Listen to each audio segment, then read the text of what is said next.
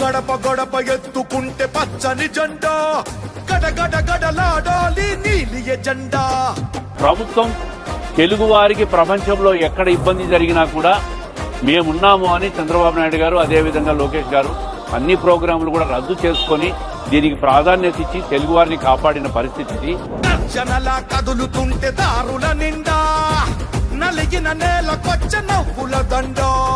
ఆ నియోజకవర్గం నుంచి 22 మంది నేపాల్కు పోయి అక్కడ చిక్కుకోవడం జరిగింది. వాళ్ళందరూ సురక్షితంగా ఈ రోజు కడపకు చేరుకున్నారంటే ఇది నారా చంద్రబాబు నాయుడు గారు, నారా లోకేష్ గారు, అదే కూటమి ప్రభుత్వం, తెలుగుదేశం ప్రభుత్వం యొక్క దృఢ సంకల్పము. కడప నియోజకవర్గం ప్రజల మీద ఉన్నటువంటి మమకారంతో, మా ఎమ్మెల్యే గారి యొక్క సహకారంతో మేము ఈ రోజు ఆనందంగా ఇక్కడికి రాగలిగినామంటే మనకి నిజంగా మరో జన్మ ఎత్తినట్టు అయింది. పౌరుషాల నేలలోన పసుపు